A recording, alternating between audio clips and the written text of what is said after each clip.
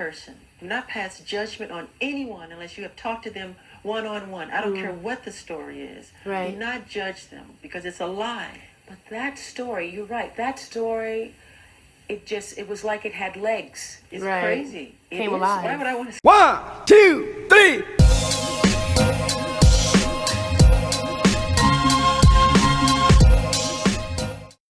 Hey guys, welcome back to my channel, and if you didn't already know, act like you know, because it's Dadazo. So let's hop right into this video. So today I want to do part 3 of the interview with Michael Jackson and Oprah. I believe it's the 1993. I decided to do the part 3 today because honestly I feel like I'm on a roll. I feel like I got that energy. So yeah, before we hop in though, don't forget to subscribe because that would help so much and I'd be so grateful. Without further ado, let's just hop right into this video. Completely appalling and so far from the truth, and it's made me to realize the more often a person tell a lie, the more times you hear a lie. I mean, you begin to believe it. If it's told often enough, you start to believe it. And it's appalling the things that have been said about me, and they're completely false. Right. There are so many. I normally don't write questions down, but there's so many. I didn't want to forget them. First of all, I have been in this house getting lit and getting prepared for this, and I've been all over the house upstairs when you weren't looking for that oxygen chamber. I cannot find the oxygen chamber anywhere in the house. That story is so crazy. I mean, it's one of those tabloid things. It was completely made up. Okay, but there you are in something there. There's a picture of you. Well, where did that come from? How did it get started? I did a commercial for Pepsi, and I was burned gosh. very badly. And we settled for like $1 million, and I gave all the money. We built this place called the Michael Jackson Burn Center. And that's a piece of technology that's used for burn victims, right? So I'm looking at the piece of technology, I'm touching it, feeling it, and decide just go inside of it just to hammer around. Somebody takes a picture. When they process the picture, the person who processes the picture say, oh, Michael Jackson. He made a copy. These pictures went all over the world with this lie attached to it. It's a complete lie. Why do people buy these papers?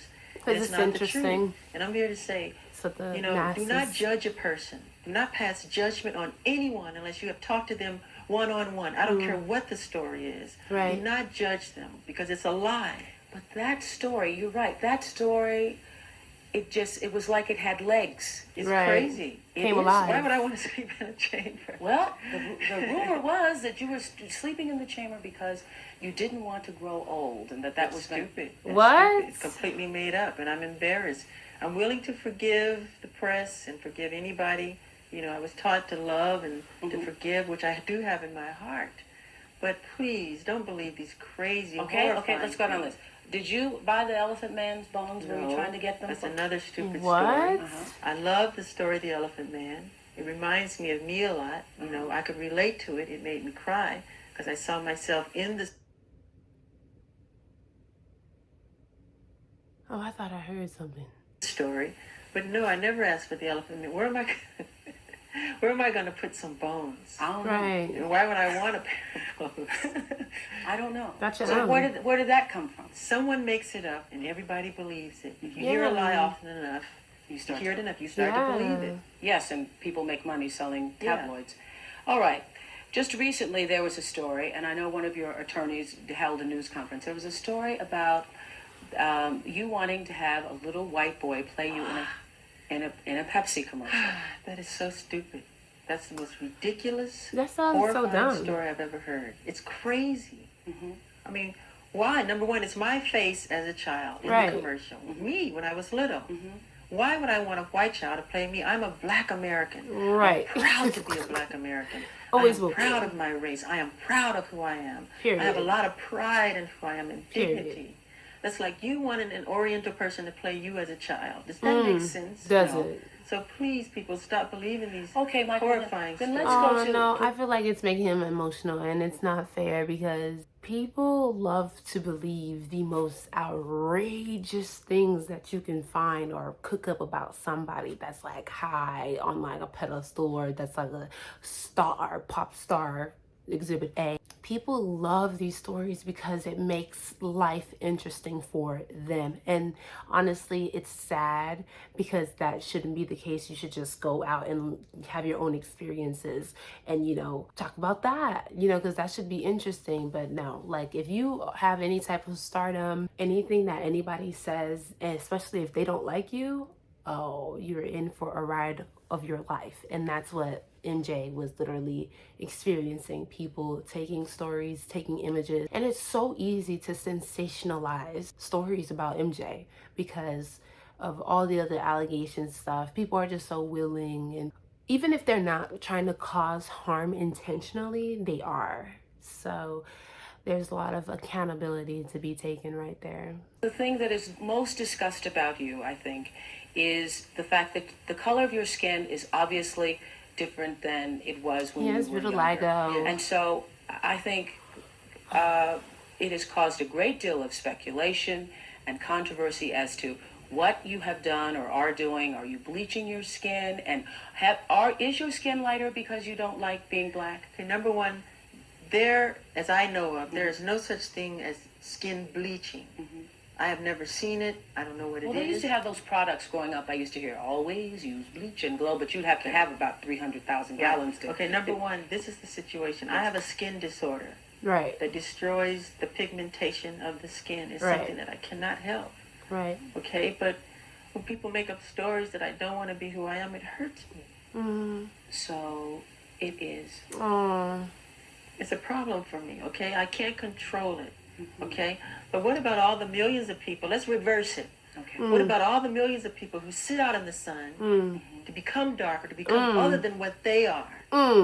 Nobody says nothing about that. That So is when tea. did this start? When did the color of your skin start to change?